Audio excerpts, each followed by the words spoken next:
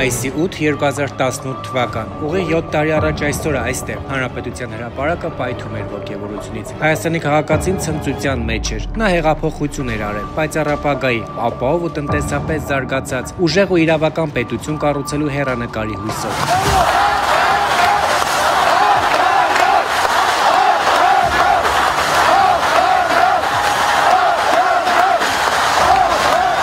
Իրադարձություններից անցել է ուղիղ 7 տարի։ Տարիների հեռվից կփորձենք նայել դեպքերին ու մարդկանց դեմքերին, ինչ տվեցին ու ինչ տարան մեր երկրից։ Հրապարակն անհանգիստ էր, հուզված ու ոգևորված այդ օրը։ Հայաստանի Հանրապետության քաղաքացին հավատում էր իրեն, իր հաղթանակին, ժողովրդական հեղափոխությանը եւ արժեքներին։ Իսկ հեղափոխության հաղթանակի վերջնական արձանագրումը տեղի էր ունենում այդ պահին խորհրդարանում։ Հայաստանի քաղաքացին զարմացրել է աշխարհին։ Մեր երկրի միջազգային վարկանիշն այսօր ամենաբարձրն է, հայտարարում էր ժող վարչապետի թեկնածուն։ Հետո բարձր ամբիոնից սիրո եւ զորակցության ուղեր ցղում Արցախին։ Ազատ եւ երջանիկ Հայաստանի պատմության էջը բացվեց խորհրդարանի քվեարկությամբ։ Կողմ 59 դեմ 42 որոշումը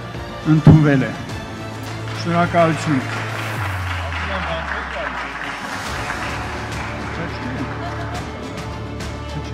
Խորհրդարանից հետո Հանրապետության հրապարակ եկած Նիկոլ Փաշինյանը հայտարարեց. Հայաստանի հպարտ քաղաքացիներ, այսօր դուք հաղթեցիք։ Եվ այսպես նա մեզ ու Հայաստանին ծառայում է արդեն ուղիղ 7 տարի։ Այս ընթացքում ձևավորելով 3 կառավարություններ, որոնք պայմանականորեն կոչենք Նիկոլի 3 շրջաններ։ Առաջին շրջանում, որը տևեց 5 ամիս, Նիկոլ Փաշինյանը անվանում էր ժողովրդի զարթոնքի շրջան, ուր կարևոր որոշումները կայացնելու էր հրապարակը, ամրապնդվելու էր հանրաքվեի ինստիտուտը, տեղեր ունենալու ներգաղ, աճելու էր տնտեսության ակտիվության ցուցանիշը, պայքարելու էր կոռուպցիայի Հալանի դեմ, վերացնելու էր մենաշնորհը։ Շաքարի ու բանանի մենաշնորհն արդեն կոտրել ենք, 100 օր անց հայտարարեց Նիկոլ Փաշինյանը։ Այսօր Հայաստանում չկա բանանի մենաշնորհ,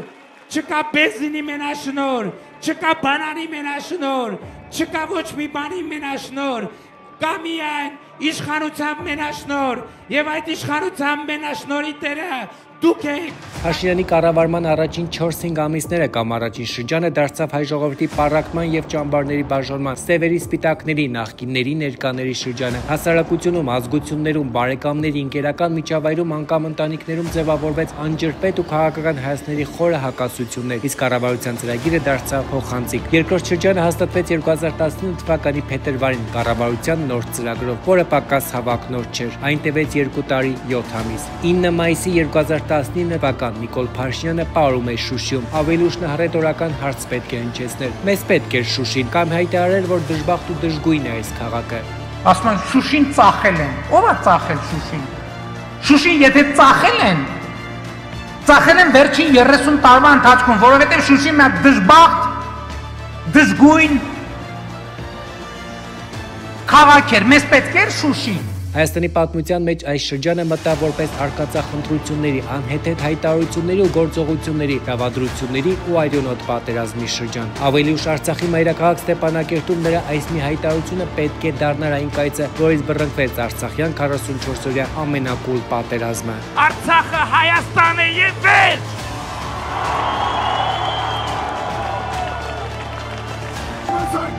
Արի, չուսում եսի։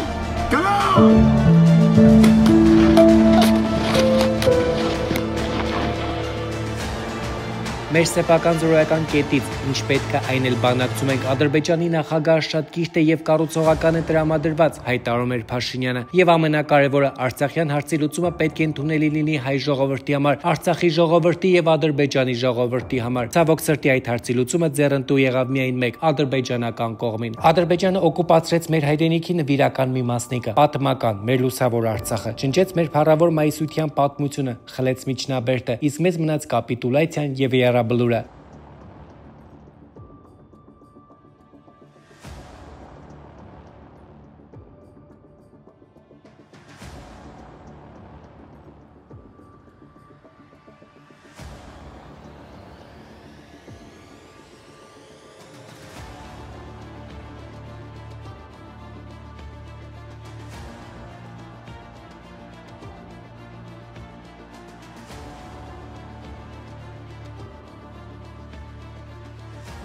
Անվստահությունից խուսափելու եւ վերարտադրվելու նպատակով հենց ինքը Փաշինյանը նախաձեռնեց արտահերթ խորհրդարանական ընտրություններ եւ վերընտրվեց։ Նիկոլի երրորդ կառավարման կաբինետը ձևավորվեց 2021-ի ընտրություններով։ Այս ընթացքում Արցախը կորցրին ամբողջությամբ։ Փաշինյանն այն ճանաչեց Ադրբեջանի մաս, որից հետո սկսվեց արցախահայության բռնի էթնիկ ճնշումների ու տեղահանության շրջանը։ Գաղթականների շարությունը նորօրյա դերձորի պես ձգվեց Արցախից Հայաստան։ Մարդիկ փախչում էին, ով ինչպես կարող է՝ մեքենայով, ավտոբուսով, բեռնատարով, ձիով։ Այս շրջանում տեղի ունեցավ Հայաստանի տարածքների ապօրինի օկուպացիա։ Սահմանազատման անվան տակ Ադրբեջանը հայկական նոր տարածքներ ու բլրեր գրավեց։ Սահմանից սկսված հուժկու շարժումը հասավ Երևան եւ տասնյակ հազարներով լցրեց հրապարակը։ Սակայն ժողովրդի զայրույթն ու պայքարը նյութականացնել այդպես էլ չհաջողվեց։ Ընդդիմությունը տևական բոյկոտից հետո իդեմս Հայաստան դաշնիկի հայտարարեց, որ գնում են խորհրդարան սեփական օրակարգի կրելու։ Իսկ ինչ ունենք այսօր։ Մի քանի անգամ Նիկոլ Փաշինյանը հայտարարել է, որ վտանգված է Հայաստանի պետականությունը։ Մենք կորցնում ենք մեր պետությունն ու պետականությունը։ Եկել եմ այդ սարսափելի եզրակացության,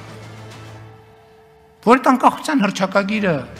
բովանդակություն նրա մասին է, որ Հայաստանի Հանրապետություն չի կարող գոյություն ունենալ։ Ահա այսպիսի անփառունակ վախճան կունենա նաև Փաշինյանի երրորդ շրջանը, խաղաղության օրակարգով, ռազմագերիներով, պայմանագրի սպասումով ու պետականության կորստի հեռանկարով, Ադրբեջանի դատավարական ծաղրով, հարցականի տակ է դրված Հայաստանի սահմանադրության եւ հայոց պետականության համար հիմնարար փաստաթուղթ համարվող անկախության հռչակագիրը։ Պետությունը կանգնել է նոր մարտահրավերների, սպառնալիքների ու փակուղու առջև։ Իսկ ընդդիմությունը քննարկում է ամեն դեպքում իմպիչմենտ հայտնել Նիկոլ Փաշինյանին, թե ոչ։ Ահա այսպիսի մայիսի 8, 7 տարվա հեռվից ես որպես Հայաստանի 3 միլիոն վարչապետներից մեկը խորապես պարտված, հիասթափված ու դավաճանված եմ զգում։ Փոխարեն իշխանությունը մեծ ոգևորվածությամբ պատրաստվում է 2026-ի ընտրություններին։ Եթե հաջողվի հաղթանակ տանել, կմտնենք Նիկոլ Փաշինյանի չակերտավոր բարով կառավարման 4-րդ շրջան։